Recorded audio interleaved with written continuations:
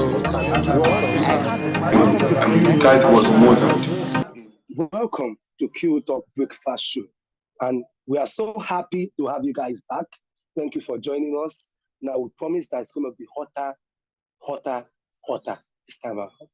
So today on the Breakfast Show, we'll be talking about two videos that's been trending, which is OLAIYA's IGWE's video where he strips naked and showed the world his ass to campaign for Tinubu, where he said that he was praying for Tinubu in a beach.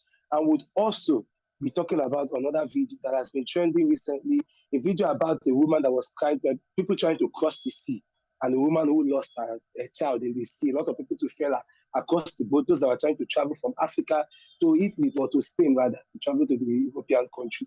That's been happening. But before we kick things proper, I'm your host, Marvelous Achafu Kelechi. And I'm always joined by Chimerezi Henry Awunaya, those studios in Canada. Chimerezi, how are you doing today?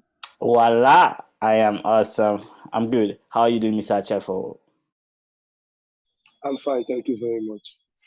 It's getting very, very interesting. Q Talk now is back with a bang. So I hope you guys are ready because we are. Q Talk starts now. So guys, check out, let's first show you guys the video before we come back and we get our opinions.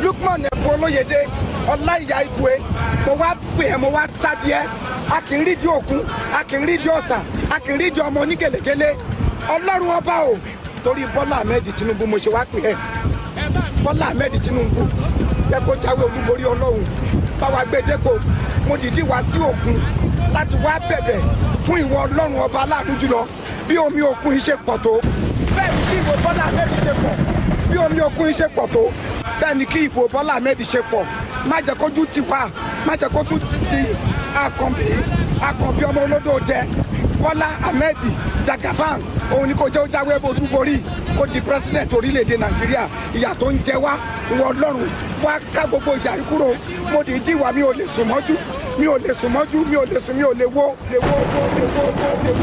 So Chimerezi, what are your thoughts about that video quickly? What do you feel about that video? Let's get your understanding. First and foremost, I feel you should interpret what he was saying because I don't know what he was saying in that video. So what was he saying because he was speaking in Yoruba?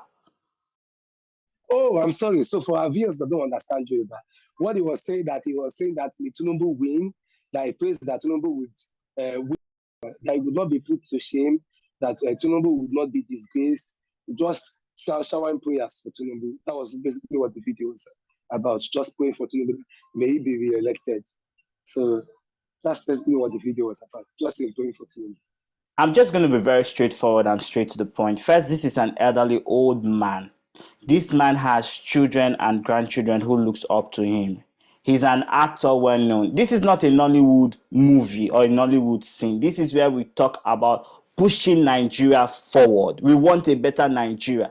This particular actor, his generation had failed us as Nigeria. And I've said it when I talk to my dad, I'm like, Dad, your generation failed Nigeria. And I think anybody in that generation should not even be speaking about running for elections. Talk more that not only did he not use his sense to say, let us choose a better Nigeria, he is praying that Tinubu wins, knowing that Tinubu is a known drug lord. He has different charges against him in America. An accountant living in the Chicago area who worked for Mobil Oil Nigeria with a declared monthly income of $2,400 had just deposited over $1.4 million in the bank. He had no known source of income apart from his day job, but he had become friends with Akonde and Agbede, discovering one key piece of information in the process: drug dealers need accountants too. Soon, he will find himself holding and wiring money on behalf of a Nigerian heroin gang in Chicago. Fast forward a little bit to January 1992, and he will find himself the subject of a US federal investigation. Fast forward a bit further in the same year, and he would successfully run for office in Nigeria as a senator for Lagos West. Then another politician, also said to have ties to international drug trafficking, would successfully run for president in Nigeria on a controversial all-Muslim ticket in 1993. The election will be annulled, the politician will be jailed, and ultimately another Nigerian military coup will take place in 1994. This accountant would find himself exiled and working with the National Democratic Coalition, NADECO, to unseat a kleptocrat military dictator. Then the dictator would unexpectedly drop dead one day in 1998, followed in quick succession by the jailed politician with the alleged drug links. This accountant would return to Nigeria a hero and successfully run for governor of Lagos in 1999. The kleptocrat dictator's erstwhile bagman, who helped launder over $4 billion, would become the accountant's new best friend, as an erstwhile Chicago drug gang's loader would start his new lifetime mission of capturing Africa's largest subnational economy and turning it into his personal fiefdom. A major political opponent of the accountant would end up strangled to death in his bedroom 10 months to an election which his chosen candidate would go on to win. Said opponent's son would subsequently be offered a cushy job working for that candidate. He would accept the offer. And if you're already struggling to follow this unlikely sequence of events, don't worry, it gets worse. A US district court would seem like an odd place to begin this story, but this is no ordinary story. The main character in this story is an individual whose entire existence is as puzzlingly mysterious as it is loud and public. For at least 30 years, Bola Ahmed Tinubu has been at or near the grinding phase of frontline politics in Nigeria. Yet the peak 1 inch below the surface reveals just how little is actually known about this man, who some say is Nigeria's president-in-waiting. First of all, there is the age controversy. How old is the man really? What is his real date of birth? Short answer, no one actually knows. Like many Nigerians born into the less than auspicious circumstances that characterize his childhood in Iragbiji in Osun State, southwestern Nigeria, he himself may not even know. Similar controversy exists around what his actual name is. A popular theory is that Bola Ahmed Tinubu is an identity that he transitioned into at some point after moving to Lagos to live with his surrogate mother, Alhaja Abibatu Mogaji.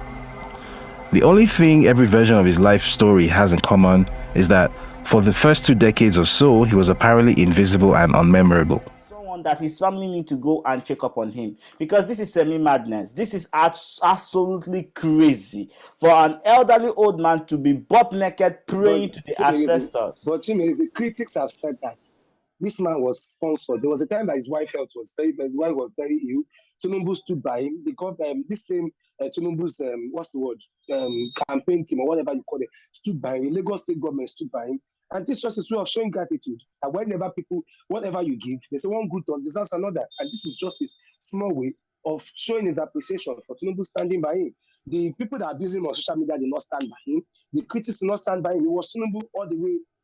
So are you telling me that in a community where there have been robbery, and because the armed robber is your friend and he gives you a share of what he has stolen, then it makes it right for you to begin to campaign for an armed robber to become the vigilante of the community? Don't you feel like using armed robbery is just a bit too much? I don't think using armed robbery is too much. We know that this, I said it before, Tinubu has a drug case. That is robbery. He has an illegal ground. If you find out and you see you're guilty by association, the thing you're supposed to do is to redeem yourself and say, I did not know that this person who was helping me stole this money. That is the right thing to do. So it is not common knowledge that Tinubu is a thief. I'm sorry to say, but he is a criminal. So I think at this point in time, he should abstain from himself. If he wants to show gratitude for what Tinubu and the Lagos State did, he should do other. He should serve. He could run for an election. He could do community service. He could even do charity. You must not vote someone who is not competent into power because the person helped you. I think that is where intelligence comes in. Intelligence is you being able to know what is right at the moment, at that given situation. That's it for me. I don't want to make my own opinion long. Over to you, Mr. Achafo. Yeah. For me, I will just say my opinion and make it straight to the point. Whether we like it or not, we live in a world heavily run by mediocrity. What OLAIYA IGWE did, I am very, very ashamed of him. I said it to my friends. I said it to family when we were discussing that it's very, very shameful. But whether we like it or not, we now live in a world where mediocrity and hypocrisy is the order of the day. People feel like if you do for me, then it's my own turn to do for you. No matter how dirty it seems, no matter how shameful it is, no matter how disgraceful it might be, I would also want to do for you. We saw the same thing happen in the case of Joke Silva, a woman who is in her late 60s, if not even going to her early 70s, was going about in the hot sun. And even rain fell on that day. So maybe she was beaten by both sun and rain, just protesting, what's the word? Not protesting, rather, rallying or campaigning for Tinubu. And I found it very, very shameful that there were young actors, young actors. There are people like Mercy Aide, there are people like the young Eniola Badmus, and the rest of them that could have been used for this rally. Why carry an old Eniola, why carry an old Joke Silva, whose husband is even known to even need her by this time by her side because he's facing some, medical issues. Yes. Well, yeah, medical issues. And may God bless and continue to keep him alive. And was just very, very shameful. A lot of people criticized them, but she was saying that she came with her full chest, this and that. And people are saying that it was because of the support that the Lagos State government and also Tinubu provided for her. And that's why she's doing this. So I feel like the world is basically run by mediocrity. I would not support it. I would not be a mediocre or be an hypocrite. And I feel like whether we like it or not, that's why sometimes I say Nigeria is not ready for a better future, a brighter future, because of things like this. OLAIYA IGWE, a known actor, known for some of the most fantastic movies, going down this path is just very, very shameful. His kids should be ashamed of him. I'm ashamed of him as a veteran that I see him as very, very shameful. It's just like seeing John Travolta or Johnny Depp or even a Brad Pitt going butt naked in the name of campaigning for Joe Biden or Donald Trump. That would be very, very shameful. So I expect the same energy over here. In a country where, quote and unquote, we claim morals, but yet we go immoral when it's a time to support people or time to be mediocre. People have been even calling him OLAIYA now. May God help him and may God see to his sober. I'm not impressed. And that's my opinion on that. Moving on to the second issue. Team Erezi, I'm sure you might have seen that video about a lady. I'm sure our viewers to see that video. A ship that capsized, many ships, rather, not ship, sorry. What's the word? That raft, they call it raft, sorry. It's a raft that they used to travel, they take you from Morocco to Spain. That used to travel illegal immigrants, where they use it to cross the Mediterranean Sea to seek greener pastures in Europe. And one of them, or a few of them, rather, capsized, and people were, People were thrown off the raft. Some people were drowning. The woman was on the raft crying that her child is gone, her child is dead, her child is this thing. I don't know if you saw the BBC documentary where they did on the migrant issue, on when in Morocco, that attack happened in Morocco. That was early this year, where Moroccan people killed a lot of Africans. I'm trying to remember that place in Morocco, but there was a documentary about it. So this issue just wakes up the call that truly things are getting really, really bad. I don't know. For me, I would let me get your opinion, so I say my opinion. I'm not going to do this everyone. Come on.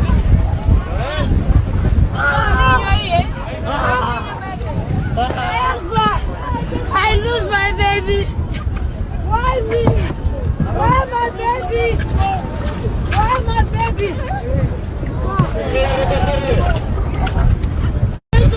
When it comes to immigration, the thing is that immigration is now a big deal. And honestly, I do support what Donald Trump did, which is closing the borders before and making people stay at home. I feel most of us, because our countries are backwards and our governments are not taking. But Donald Trump is not American. What? Donald Trump is German. So why would Donald Trump is German?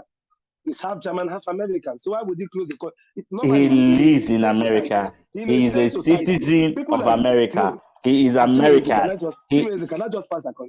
In a sane society, people like Donald Trump should even be the second class citizen based on what Germany did to, the Germans, the Nazis, did to the rest of the world.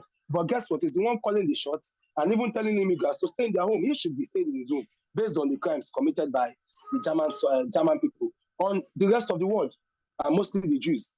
But my point still remains that even when we see this situation, immigration is very important because so many people are running from real situation. People are running from Boko Haram. People are running from terrorism. People are running from, threats to life. And immigration is very important. But at the same time, most people are abusing this immigration and they don't have the finances to go through the right process of immigration. For example, crossing the sea is not the legal way. They were not legally crossing to a new heaven. They were illegally crossing the sea, and there are so much hazards. I don't know why a mother will carry her child to cross, but if the reason Visiting is very important. Then, of a truth, I think everybody should have the opportunity to tell their story, and immigration should become more lenient to people who truly needs immigration. But most people are running to other countries because everybody is abroad. Most people are going to other countries for statusship. Most people are running to other countries to say, me too, I am in this abroad. And that is the wrong reason. If you are in, I don't see any reason why somebody in Nigeria who has a good job that is paying almost $3,000 in a month will leave his good job, leave his good house, come to America or come to Canada and start cleaning toilets. It makes no sense. Let's tell ourselves the truth. Some people are better off in Nigeria. Some people are better off in Africa. If the population of Nigeria and Africa depopulate, who will Africa be left for? Before you know, Africa will become a deserted place. So everybody cannot immigrate. And I think another thing about this immigration is the people who come abroad. People like us, we've been in this abroad for 10 years. We've been here some people have been here for 15 years. When you come to abroad, you didn't start making video. If you want to come to abroad, apply here. Most immigrants that come, I'm sorry to say, but this is true. Most immigrants that are just coming this way, once they land in Canada, once they land in UK, you will start making video. I have arrived. If you want to come to Canada, apply this. New scholarship. I feel the pressure from people in diaspora is what is pushing people to immigration journeys they don't need. That is the truth. Everybody doesn't need to travel. And please don't say it's because I'm abroad, that is why. That is not the truth. But everybody doesn't need to travel. So Chimeweze has spoken from the other side of the fence. Why Mila? I'm going to speak from the other side of the fence. Whether you like it or not, when you live in countries like third world countries, I'll use Nigeria for example. I'm sure these people were coming from different countries, but that woman that was screaming, that's looking for a baby, I'm sure she was from Nigeria. I will just say this quickly. For me, one side of me does not, I would say the 10% side of me always has the opinion that if you cannot do it right, then don't do it at all. But when you hear of success stories like Sue, when you hear of success stories like, what's this journalist's name? In many of them, the Sue is a singer. The Kiss from a Rose, the popular singer that even won a Grammy. When you hear of stories like that, of them crossing it legally and becoming better for themselves, they decide to say, you know what, then let me just, get there or die trying. But you see, let's go back. You say that person is a singer. That person has a career. I'm coming. Let me just ask. Some of them have career, but most people who are traveling abroad, they don't have career in the current country they are living, in their home residence. They don't have any handwork doing. And if you're lazy in Nigeria, you'll be lazy abroad. Chimeweze, the unemployment rate in Nigeria, I'm sure I can beat my chest that is the highest in the world.